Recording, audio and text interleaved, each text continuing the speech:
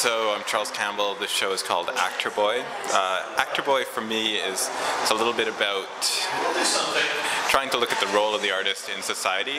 Actor Boy is a character from a Jamaican slave celebration called John Canoe, and he's kind of an agent of chaos in the celebration, also a bit of a buffoon, a trickster. He dresses in sort of this elaborate European costume, like this Victorian dress and a huge carnival headdress and boots, and he's kind of an absurd figure, and he kind of mocks the culture of his overseer. And so the sort of main 5 paintings in this exhibition have the image of Actor Boy embedded in the pattern, in the pattern of the painting. And I look at him as a sort of a possible model for what an artist can do in society. Somebody who reinterprets images and presents it back in this sort of way that kind of,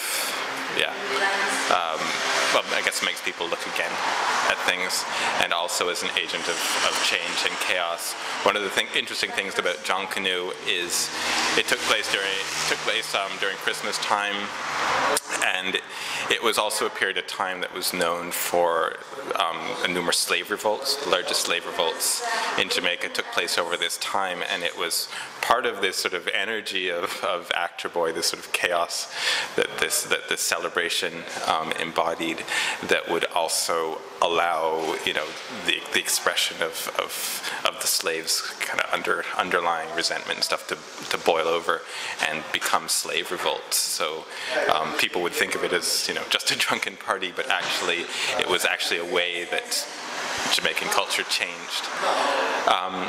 So that's sort of this narrative story underneath the images. The images themselves, I guess I've tried to embody some of the energy of that celebration in the image, but when you look at the image, obviously you're not going to be struck by that. You're not going to know that story. I guess I play a little bit with this idea that our eye is kind of hardwired to look at pattern and color in a different way than it is to understand narrative and story. So there is a narrative and story, but there's also just this kind of exuberant pattern and color to the show that is that has its own, that we understand in a completely different way than we do to story. And I'm hoping that the space, that having the two things going on in the same painting opens up some sort of space for people, allows people into the paintings and to give it their own meaning. I think of them as kind of mandalas, as these images that you know, you can look at. They bring you into the present moment. They create a relationship between you and the image and you and yourself that allows the possibility for things to shift a little bit. And so that's a really important facet for me. I'm working on some new stuff now, which is going to further develop this sort of character of Actor Boy as more of a persona as well. So that's somewhere the work is going. The technique, it's all oil on paper on canvas, so there's a thin layer of tracing paper that's glued onto the canvas before the paint is applied, and that just gives a really nice slick surface that I love to paint on. And it also just kind of lifts the image off the canvas just this tiny bit and kind of gives it this, I don't know, kind of pushes it forward out of the, almost, off the canvas. And so there's an element to the show which is just about kind of enjoyment of painting and the process of paint and kind of creating the colors and stuff. I tend not to try to get too hung up on meaning all the time while I'm painting. Like, I allow the process to kind of take its own form and to dictate the final outcome of the painting. And in terms of me just responding to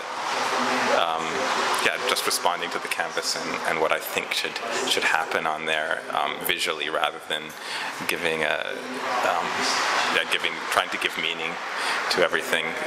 For me, often the meaning comes afterwards, and I think that's actually how things tend to work. Like an object doesn't have an inherent meaning; it's given meaning by the associations we place with it, and so they eventually become ways of understanding ourselves because the meanings we give them are actually, it's about how we give meaning rather than about the object.